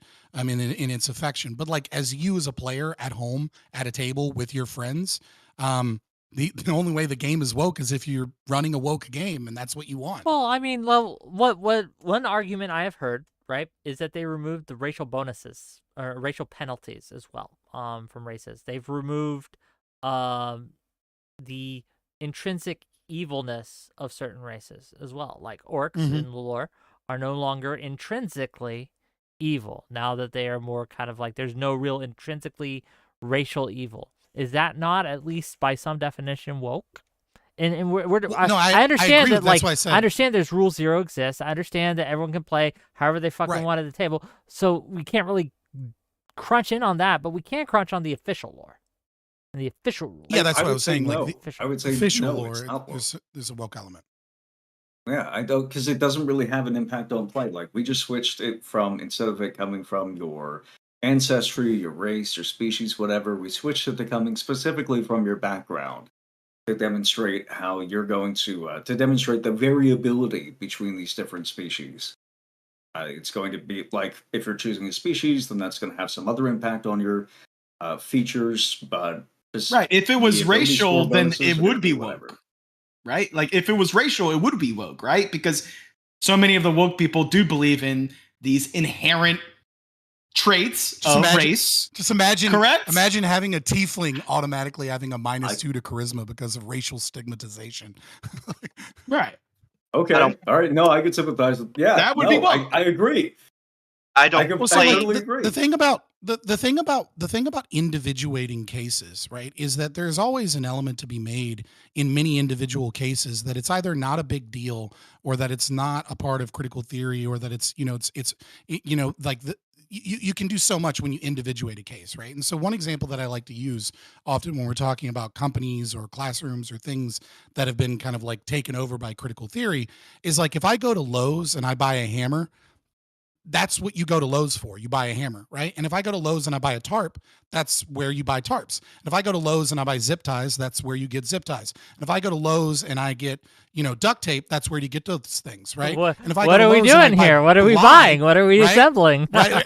Duct tape, but hammers, if I zip start ties. grabbing all of these other weekend. elements together and I go to the fucking cash register, you're going to have some fucking questions, right? Like your eyes perk up. You're like, hey, is this a that's why you serial don't buy them right? at the same time. You buy them separately, obviously, like any right. sane That's person does. That's why a company always puts out one little piece, and then and then the people on the left argue. Yeah, oh, this because the isn't actually masses woke. are idiots. The masses are idiots. You know what I'm saying? Like in general, I get the argument as a though, group, that they're doing this by we're piecemeal, so that Yeah. you don't see the whole, and any one single change can be explained away as no big deal. But when you have a death by 1,000 paper cuts, or it's like a Well, ship yeah, of that's- Theseus kind of situation. That's like, how vanguardism works, right? Like this is how Lenin described vanguardism, as part of his dual power theory in August of 1917, right? It's like the whole government, the whole company isn't woke, right? What happens is you have some employees that are woke, and then you have some investment people that are woke, and then you have a company that needs to then balance maintaining their product, maintaining audiences, making everybody happy, and compromises get made with different factions within the company, within ESG, investment Yeah, it's the structures, antithesis et cetera. of individualism here, and it's the antithesis of somebody like Elon Musk. It's funny that you're here, Fabian, because I brought up John Galt earlier. I feel like all these Who is John libertarians. Galt? Yeah, exactly. I feel like all these libertarians are trying to use Elon as their John Galt. He's not. I understand. Yeah, well, obviously, John Galt could never exist, will never exist, but that's a separate conversation. You But never know. it is very It funny. could exist right now, my friend. Yeah, of course, I'm sure. And okay, yeah. enough of this. So- We are mixing our nerd I have- talks. I want to get back to the specific D&D stuff. I had a question. Go ahead, please. Sorry. Okay, so what mechanically, like with gameplay, is woke about D&D? Well, that isn't a claim. I We made, just had like right? a Like, 5 we already minute asked. conversation defining our terms about how we would begin to approach that conversation. Right. Like I'm sorry I that said, you were not paying mechanically there is attention for rule that zero. portion of the conversation. It's like we're not going to come to an agreement on what specifically is woke. I'm disagreeing that I disagree that the changing of ability score improvements and how those come from your background versus your ancestry, as it usually come from your race, or the changing of the term ancestry versus race, is woke. I think it's mostly it is within this Venn diagram of like could be just to stop fucking arguing about these stupid points constantly all day. I don't want to argue constantly. I don't Yeah, want to you have give in a to the woke billion mob. questions about Well, like, oh well, are all orcs? It's like, okay, I get that there is a drow guard in the monster manual, and he has neutral evil written on his alignment. He also has an armor class of 13 and a +6 attack bonus, and wears chainmail. Are all drow, even the babies, are they neutral evil because of the thing? Well, I no, don't know. Do that's they the have a whole point 13 of AC? Driz. I don't want to have that Awesome is conversation. Coyote. I'm constantly. not No, actually that's sure the this whole is point true. of- no, But hold on. Awesome It's as the whole Coyote point says, of Driz. yeah, well, we're gonna get to it. Awesome as They Coyote might be lawful says evil. in D&D, and you guys can tell me if this is true. I'm not familiar enough with 5th edition to tell you. In 5th edition, elves can pick a fate to change their gender at will. That woke? Oh my god. I mean, like, it's so again. It's not There are. This is the problem with individuating things, right? So if we're going to individuate something, then we need to have details that we likely won't have, right? Which is we need to understand the rationale behind the change, right? So you brought up Drow, and so Drow's a great example, right? Because one of the most famous characters, anybody that fucking DMs, they always have somebody that comes in that wants to play a fucking drow ranger, and hopefully they get a pet and it's a panther, and you're like, dude, come on, man, right? Like but the thing that makes Driz different is that he is an exception to the rule, right?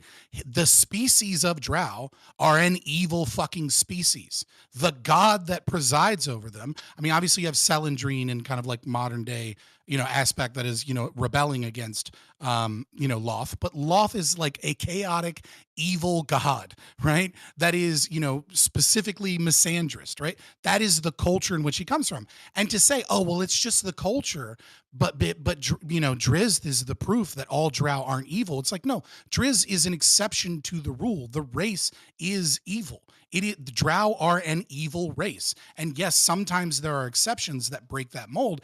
And ironically enough, the reason that Drizzt breaks that mold is because he's Loth's chosen, because she values chaos more than she values evil. And so the concept of having an empathetic drow that goes against her own society is an agent of chaos. And that is like why he's even allowed to live in the first place. So, Parallax, if you give me $50, I'll kick him. But otherwise, he's staying. Okay, $50, and I'll kick him. A lot of hate. A lot of hate coming. But Jesus. I am curious what he has to say. Like, I understand, like, and this is I feel like you could the charge kind more of easy charges 100. the defense that they always run behind. It's just one. It's just one change. It's just one thing. Why are you making a big deal out of this? It's just one thing.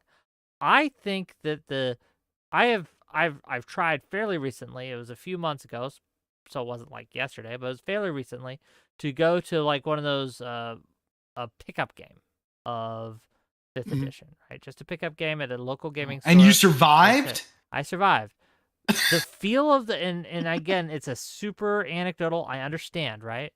But the feel of sitting down and playing that was very, very different than I had when I first tried out 5th edition in the pickup games. Like, I feel like the culture around excuse me, Dungeons and Dragons has changed.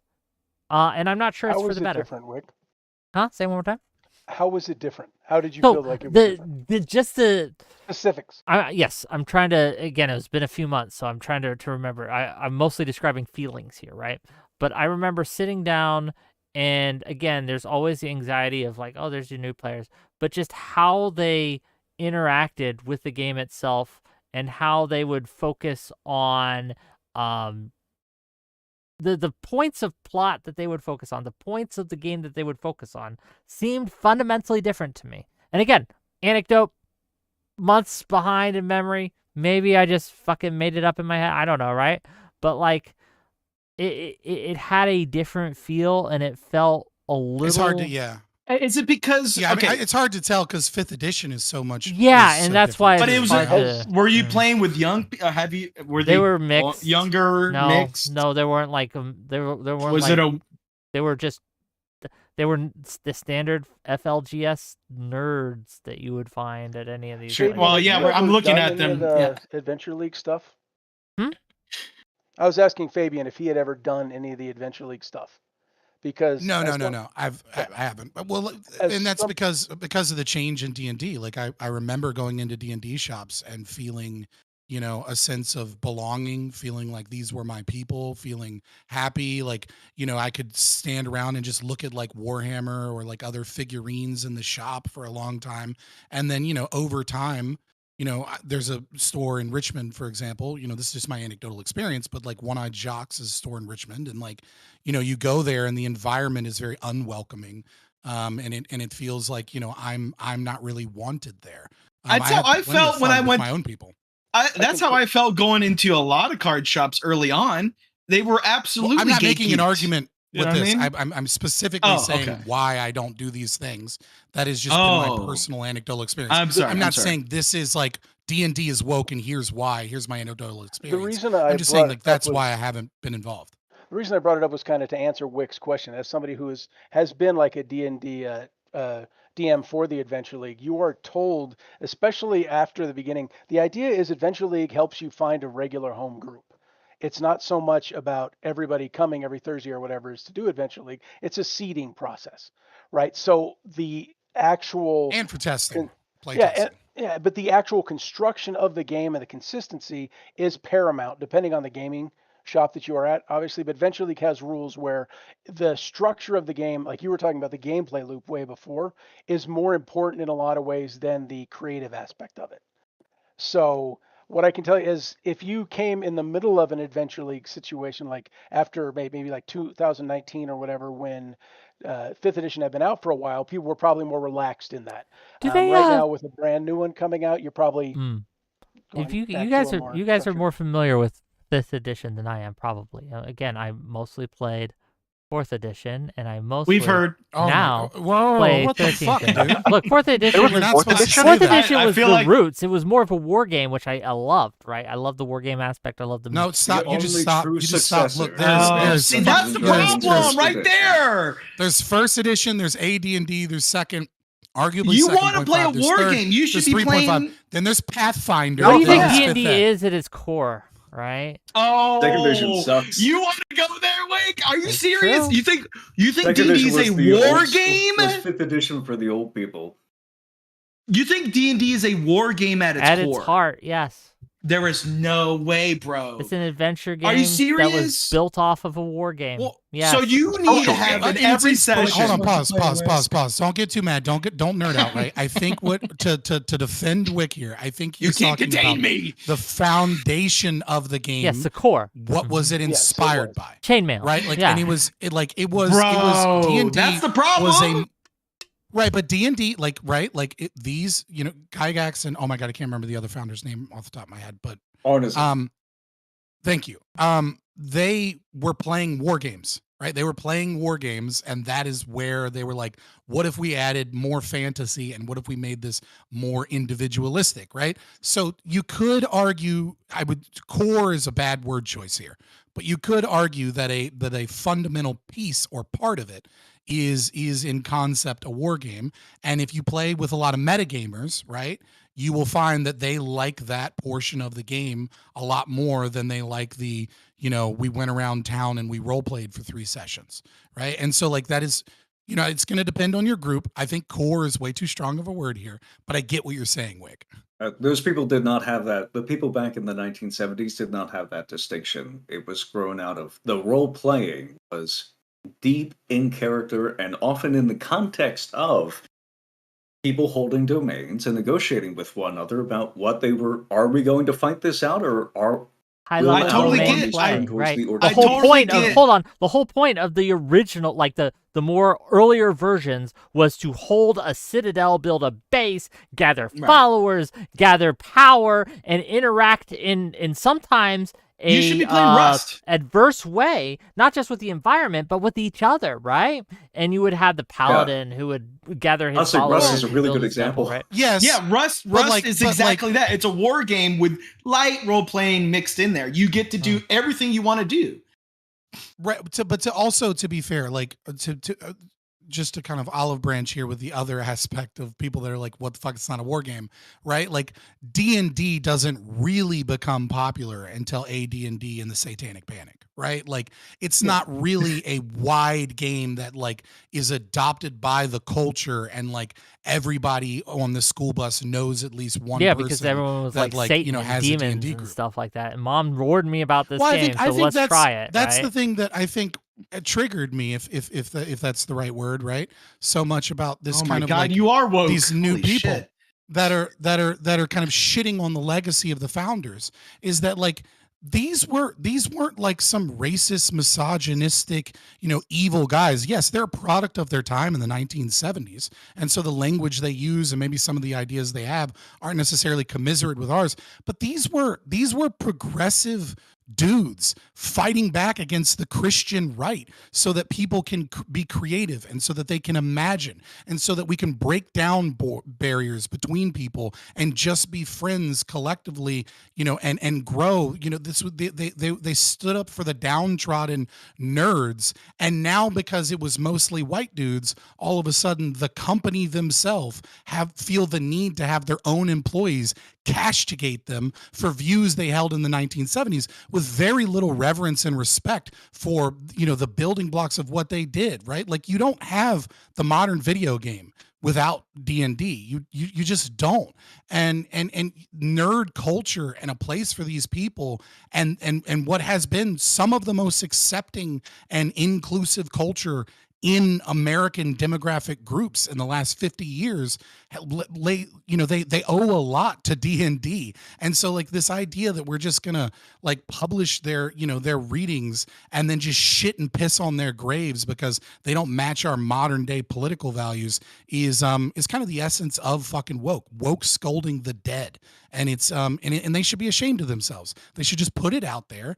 And if they want to have fucking opinions on Twitter, have those opinions on Twitter. But like put it out there for other people to decide and embrace the legacy and the change and the progress that humans have gone through over time and not utilize it as a moment to beat up on your own founders and kind of subvert your own systems. And I think Elon Musk sees that and sees it as a larger part of the overarching problem in our culture. I worry to bring it back feels to like Elon. money will fix it. I don't know. To bring it back to Elon, I don't know if Elon respects the systems enough to do it justice, and I think he's mostly going for woke points, or not woke For what points, it's but absolutely. for what it's worth, trying to I've get never Twitter seen, points, right? I've If never I may seen finish my anybody point, then I'll give it to defending- you. Oh, I'll sorry. promise I'll give it to you Sorry. as soon as I finish my point, Ren.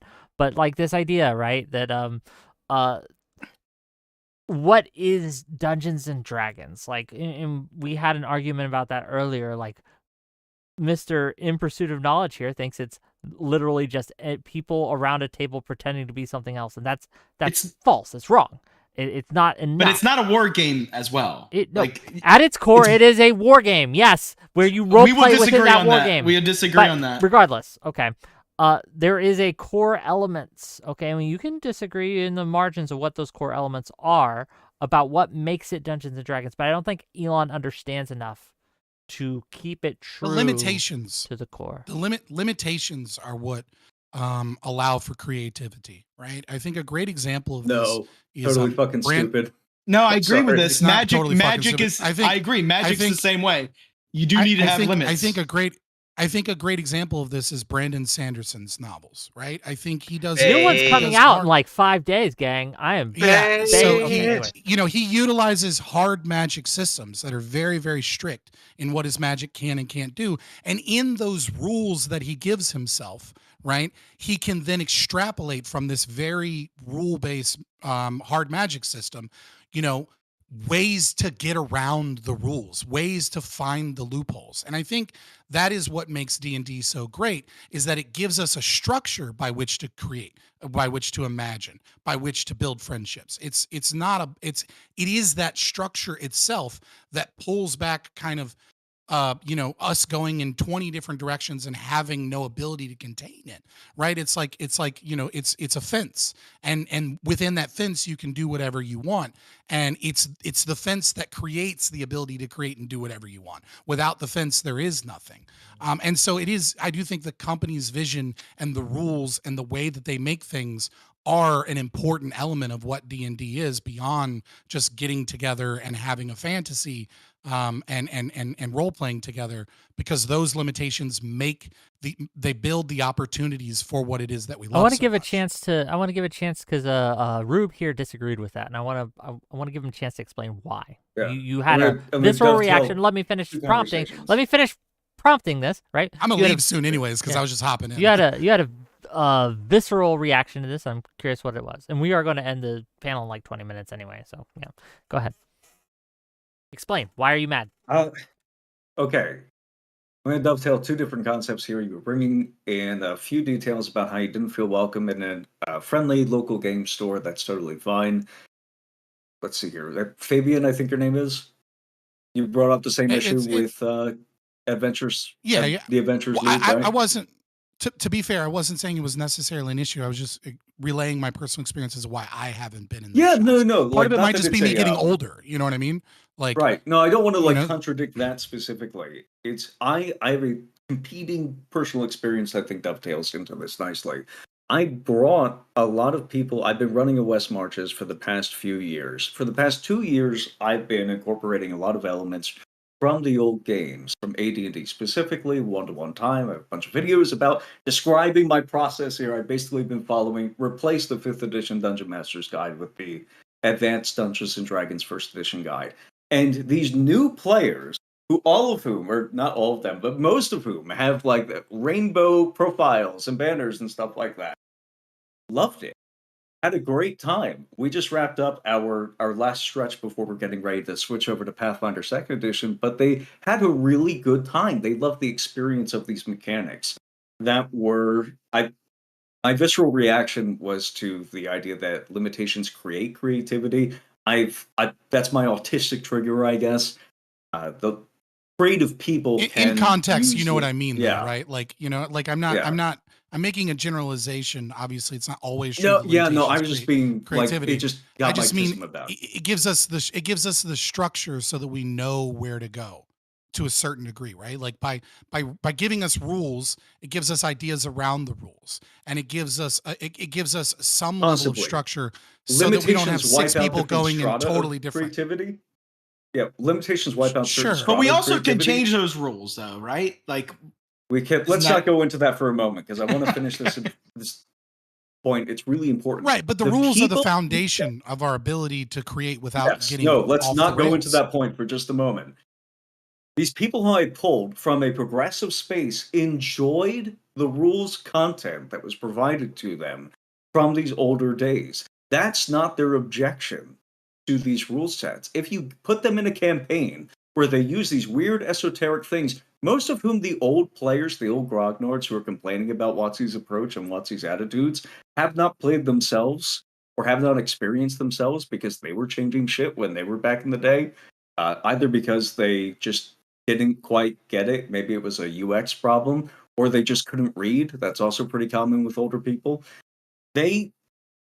That's not the issue. That's not the issue that people have with it nowadays. They're perfectly happy. If you take new players and put them in the old game, they are perfectly happy, provided you're aiming toward a greater range of gameplay experiences. They're perfectly happy to ride along. I agree. Or Woke contribute praxis themselves. is almost completely performative, and when you get them out of having to engage in political action within companies and you put them at a table, they actually don't care about any of this shit that they claim to care about. That's why I don't think They're it's woke just practice at subverting all. art and I think culture. it's an HR attitude that has invaded these companies. I don't think it has to do with people's left-wing biases. It's the at same. all.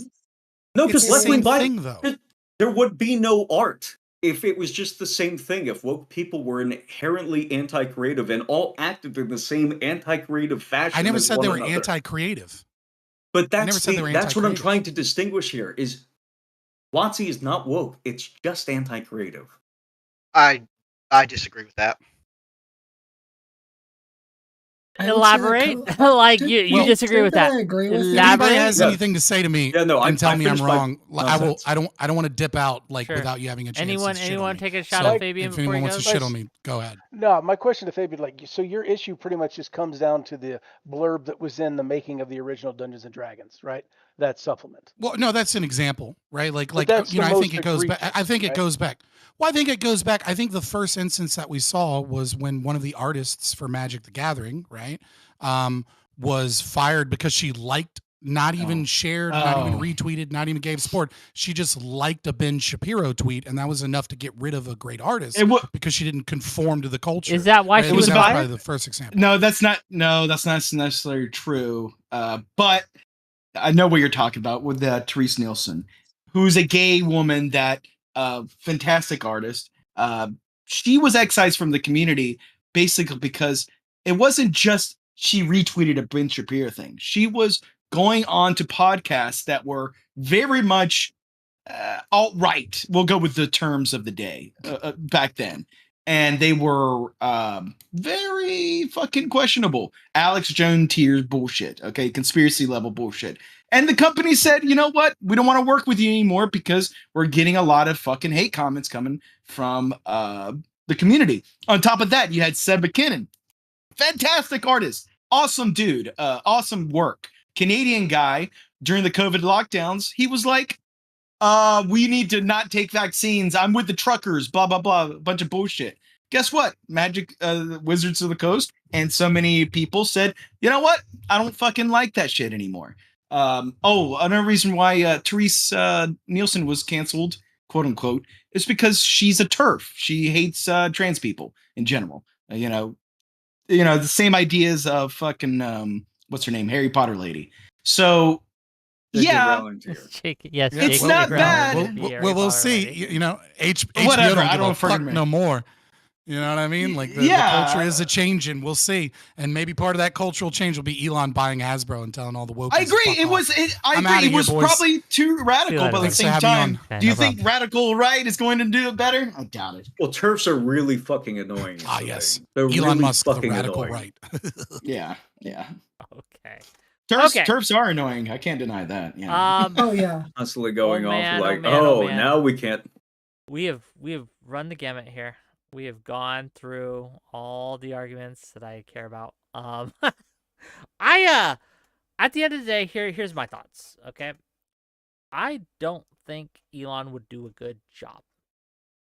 I am okay with WotC going bankrupt, selling off, and giving it to people who care about the product. I don't think Elon does. Just don't. If I could be convinced otherwise, fair enough. But I don't think Elon has the love of it in him that someone like. The problem is they're not going broke, right? They're I'm making not sure. money hand over fist right now. I got no idea. I got I no think- idea no, on their no, finances.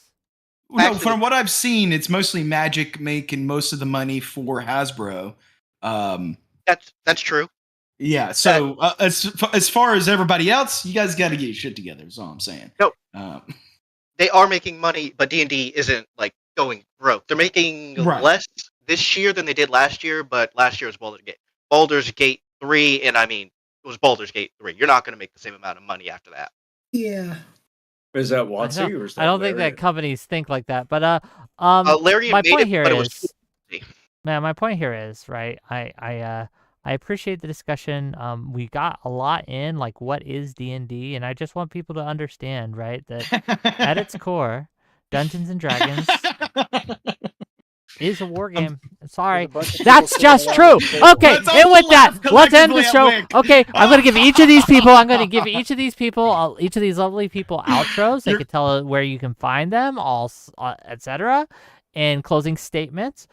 Just so you all know, tomorrow at 6 p.m. Eastern, we'll be having Destiny on. We'll be having Counterpoints on. We'll be having Hutch on. We'll be having a few others on, and we'll be talking about the Hunter Biden pardon. Okay. New Destiny videos just dropping. There won't be sex though. I'm sorry. It'll just be us talking. Unless, but no, check it out tomorrow, 6 p.m. Eastern, and it should be a fun discussion. Was the pardon of Hunter Biden by President Biden corruption? Was it justified, based, or cringe? We're going to talk about it. Should be fun. Okay, with that said, we're going to start with Generic, and we're going to work our way around. Give Ash the last word. Generic, what do you got? Thanks for letting me in. I didn't get to talk as much as I would have liked, but I did enjoy being here for the conversation. It is a lot more fun than spamming chat with nonsense. I don't really post on social media, but you can follow me if you want at Generic Plays, all one word with a Z instead of an S. Or you can call me I Love Intuit because fuck TurboTax. That's me. Okay, thanks for being here. Ren. Yeah, man, I'm just a dude. Don't worry about it. But I do appreciate the conversation. I would still maintain, and I'd have the debate with anybody that the current edition right now is the most flexible and most rewarding of anyone that I played all the way through. It's not perfect, but it does allow me to create fun games for my players and my friends. Well, thank you for being here. Looking forward to having you again sometime. Next up, Vigilante, please. I appreciate the invite. It's always fun to have the nerdy talks instead of the politics talks sometimes. You guys can find me at the Vigilante TV here on Twitch, also on YouTube and Twitter as well. Check him out, gang. Thanks for being here. Really appreciate you. In Pursuit of Knowledge, go ahead. Yeah, thanks a lot, Wick, for having me on. I'm not so much of a D&D guy, way more of a Magic guy. But even us Magic players know that D&D is not a war game; it's a role-playing game. And I really appreciate you having us on. You can find me at In Pursuit of Knowledge on Twitter and Blue Sky. Blue Sky, fancy. Hell yeah, brother! Thanks for being here. Check him out. And last but certainly not least, Gelatinous Rube. Go ahead.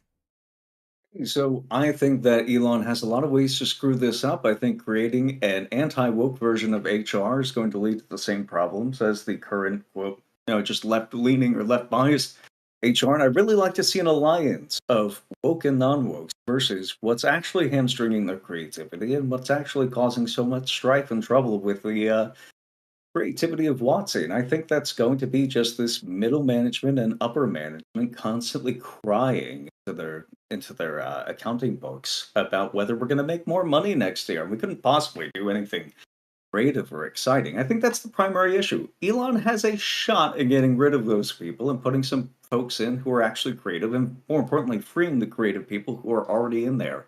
I'm not holding my breath, though. I'm giving him room. I'm giving myself room to be pleasantly surprised. You can find me at Rube Jelly on Twitter and on Blue Sky, and I'm actually going to be continuing streaming here from about 7 to probably about 8:30 with a good buddy Night Danger. So until he gets into the chat, I'll be talking I guess, recapping this wonderful, insane discussion, this crack high of a discussion, and figure out what's going on next. Okay, and with that, remember tomorrow, 6 A lot of you talked a lot of shit, so you should jump into that stream and describe it, because I didn't see any of it prior. So you should repeat yourselves in my stream. Okay, are you streaming right now? You were yes. Yeah, I'm you actually are. on right this second. This Kush You, Arnada I don't guy have is such a loser. I don't have privileges to raid into you, buddy. Privileges. You have to be privileged to raid into I someone? need privileges It's on YouTube The to raid woke into you. So police strike again. fix that This is the shit. HR people. I could have This is I could have what- sent my all 60 YouTubers right to you right now, but you fucked up. Okay, is- with that said, maybe next I'm gonna time. cry. Okay, with that said, we're gonna end it and again tomorrow, and I want to personally thank Biden for making me a fuck ton of money tomorrow. We're gonna have a great show. It's gonna be great. So yeah, and I'll talk to you guys later. Bye bye. Bye a good bye. week, boys. Bye. Yeah.